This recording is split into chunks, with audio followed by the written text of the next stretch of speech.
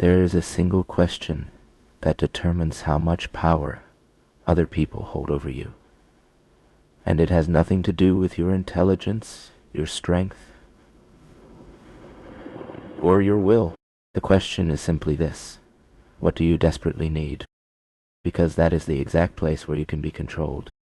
Every hand that has ever moved you by that handle.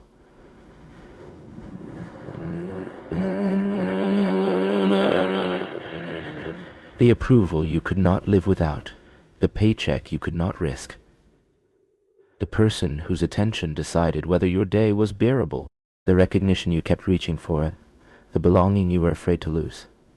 Each one of these is not merely a desire. It is a lever installed inside you, and anyone who finds it can pull it. Tonight, we speak about the removal of levers, about the person who has quietly reduced his needs until there is almost nothing left to grab, and why such a person is the most dangerous kind, not because he threatens anyone, but because he cannot be moved. Understand first the mechanism, because it is simpler and colder than most people realize. Control is not exercised through force.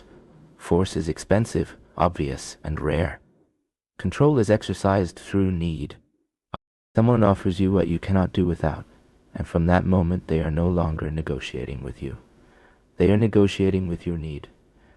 And your need will sell you out every time. It will accept the terms you swore you would refuse. It will smile at the disrespect. It will stay in the room long after your dignity asked to leave. This is why dependence is the true architecture of weakness, not fear. Fear is only the sensation. The structure beneath the fear is always a need you cannot protect. Remove the need and the fear collapses with it, because there is nothing left to lose. Consider the forms this takes, because most people carry several without ever naming them. There's the need for approval, the most common and the most costly. The person who needs to be liked by everyone will bend on everything. He will soften his positions, laugh at what he finds contemptible, and agree with things he does not believe, because disapproval registers in his body as danger. He does not know he is being controlled. He experiences it as being agreeable.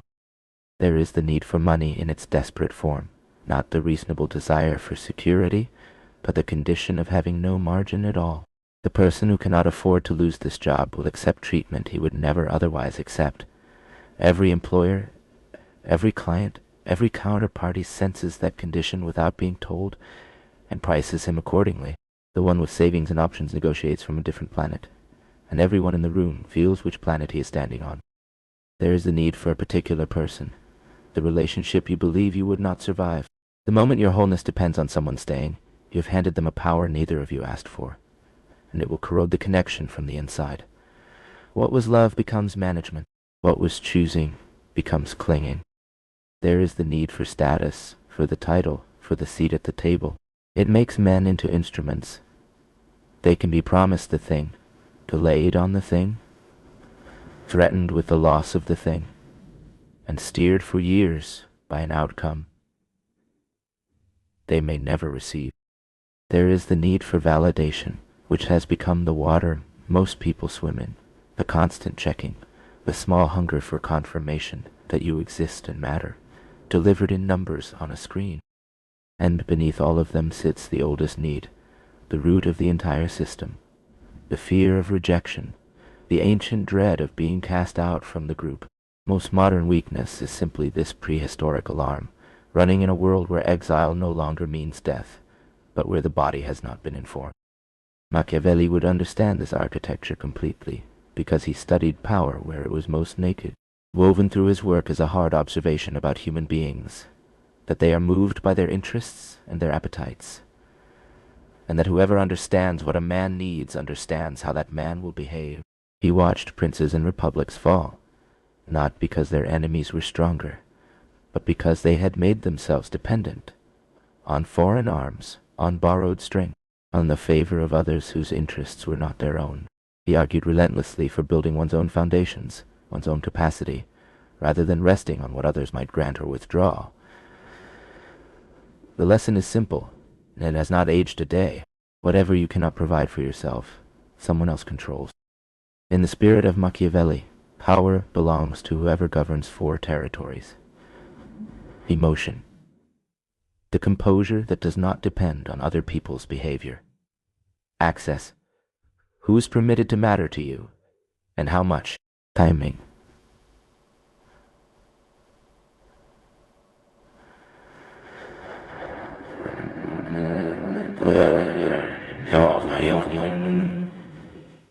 The patience of a man who can wait, which only a man who needs nothing urgently possesses, and perception, because visible need is the signal that invites the taking, while apparent self-sufficiency invites care. Watch how this law operates across the rooms of your actual life. At work, observe the difference between 2 people with identical skill. The first needs the job, needs the approval of his manager, needs to be liked by the team, needs the promotion to feel he is worth something. He is agreeable when he should push back. He absorbs unfairness quietly. He works late for recognition rather than results, and he is passed over precisely because everyone senses he will stay anyway. The second has built savings, kept his skills sharp and portable, and quietly maintained relationships outside the company. He is not arrogant. He is simply not trapped, and that difference radiates from him without a word. In the calm way, he raises a difficult point. In his willingness to say no. In the fact that his composure does not change when a superior frowns. He is treated better not because he demanded it, but because everyone can feel he does not need to stay. The one who can walk away sets the terms. The one who cannot is set upon. In relationships, this law is at its most delicate and most important. Understand precisely what is being said here, because it is not a case for coldness.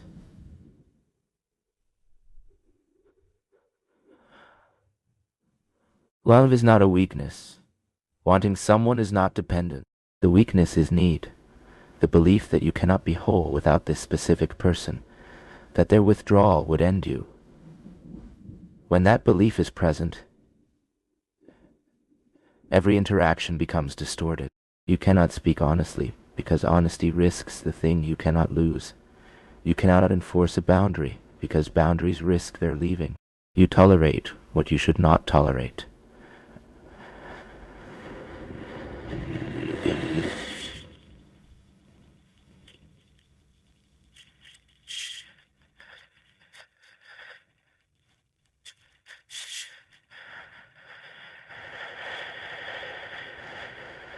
It is fear when he stays because he chooses to, not because he must.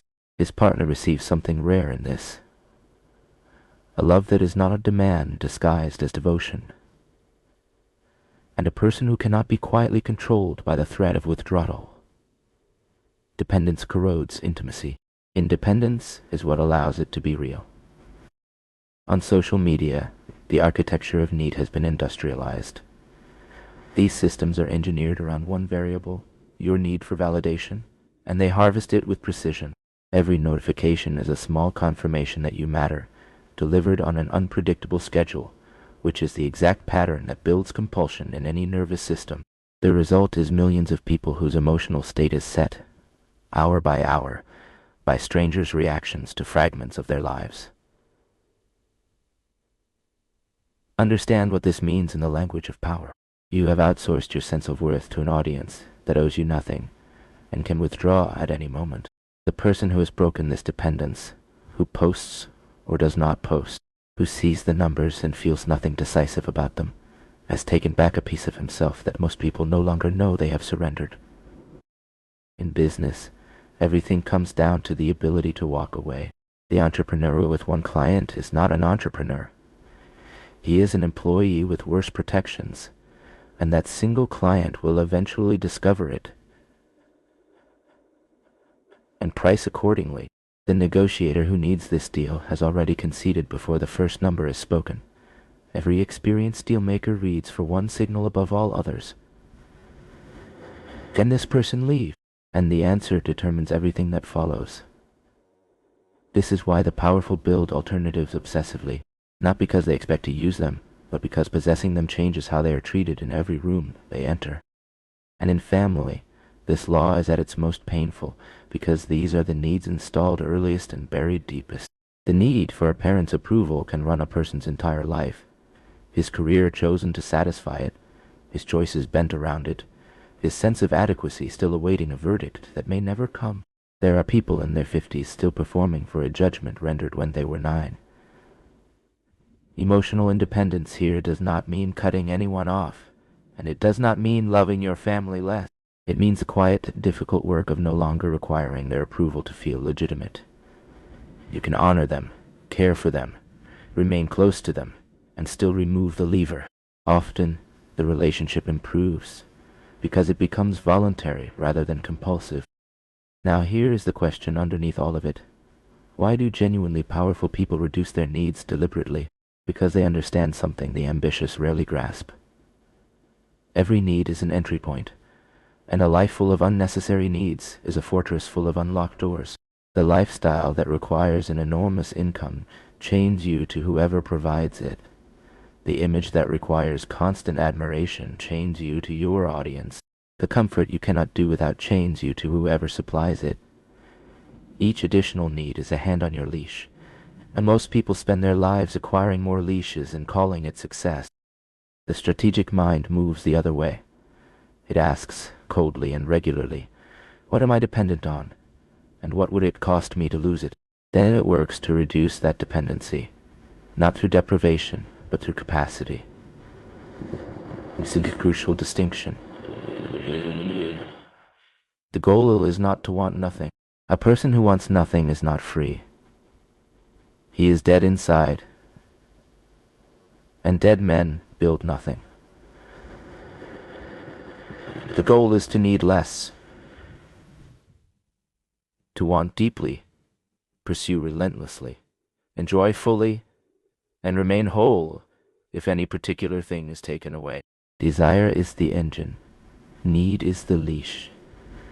The powerful keep the engine and cut the leash.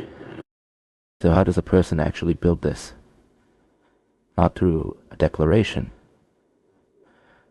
Through habits, practiced quietly, until they become the shape of your character. Begin with financial margin, because it is the most concrete and it purchases the others. Savings are not merely money.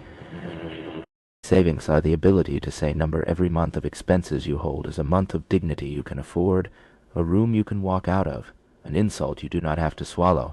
Reduce what you require, increase what you hold, and watch how differently the world speaks to you. Nothing changes a person's bearing faster than knowing he can leave. Build alternatives before you need them. A second skill, a second income stream. A relationship outside the one company. A network beyond the one circle. Options are the physical form of freedom. The moment you have somewhere else to go, you stop being someone who can be cornered. And everyone will treat you accordingly, without ever being told. Practice discomfort deliberately. This sounds strange until you understand what it does. Every comfort you cannot live without is a need someone can exploit.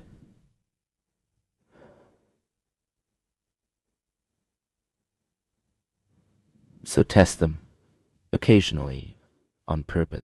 Go without the thing you assume you require. Sit in the boredom instead of reaching for the phone. Endure the silence, the hunger, the cold, the absence of applause.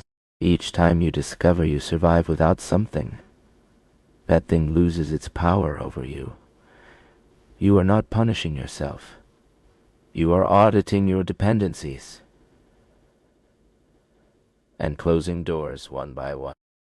Sit with disapproval without moving to fix it. This is the deepest habit and the hardest. When someone is displeased with you, notice the surge, the urge to explain, to apologize, to smooth it over. Let them be displeased. Let the discomfort exist without resolving it.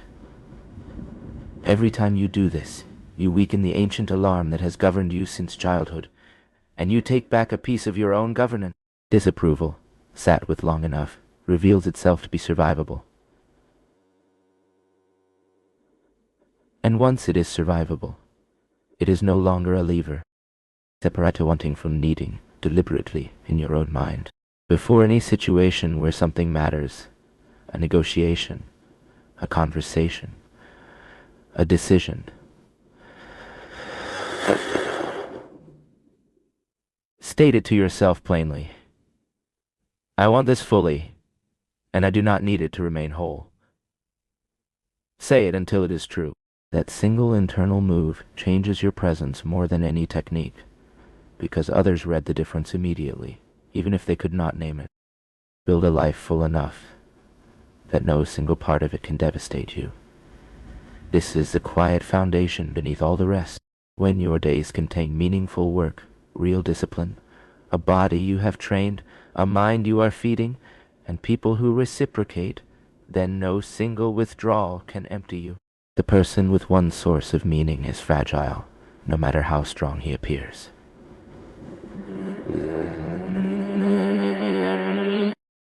And keep your obligations light. Be careful what you take on that you cannot easily set down. The debts, the commitments made for image, the lifestyle inflated to match a salary.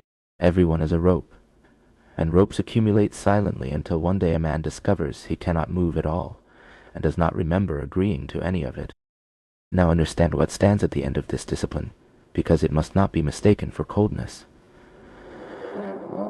The person who needs nothing is not the person who feels nothing. He is not withdrawn, not hardened, not incapable of love or loyalty or joy. He is the opposite.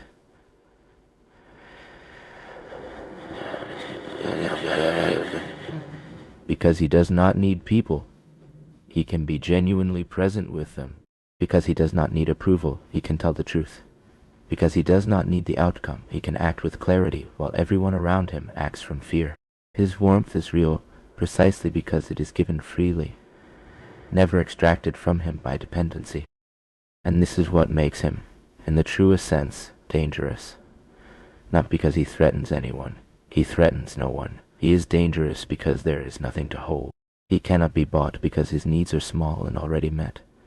He cannot be intimidated because the loss they threaten is one he has already made peace with.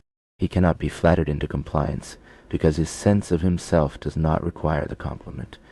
He cannot be strung along by a promise because he is not waiting for anything.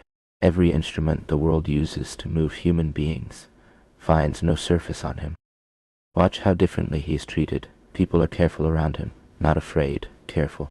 They sense that his presence is a choice rather than a compulsion, that his agreement means something because his disagreement was possible, that his loyalty is worth having because it was never coerced. He receives more of what others chase precisely because he is not chasing it. This is not a trick. It is simply what happens when a person stops leaking need into every room he enters. And the deepest reward is not what the world gives him. It is what he no longer carries. There is a particular quiet that arrives when your worth stops depending on a verdict, when your peace stops depending on a message, when your survival stops depending on a single door remaining open. That quiet is the true meaning of freedom, and almost no one has it, because almost no one is willing to do the unglamorous work of reducing what they require. You can begin tonight. Look honestly at the levers installed in you. The approval you cannot function without. The person whose silence undoes you. The income that leaves you no margin. The applause you keep reaching for. Name them without shame. Every human being has them. Then begin, quietly, to close them. One habit, 1 month of savings, one act of sitting with disapproval, one comfort tested and survived. You will not become cold. You will become calm. And one day you will notice that a room that once frightened you no longer does.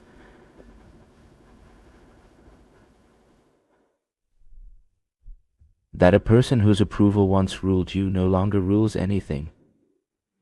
That you can walk away from almost anything. Which means, at last, that you are choosing to stay. That is the whole of it. Reduce what you need, and no one can hold you. Own your own foundations, and no one can shake them. Own everything, need almost nothing, and become the one person in the room that the world has no handle on. If this lesson spoke to you, stay with the Machiavellian mind, because the world can only control what you cannot bear to lose. Need nothing, and you become untouchable.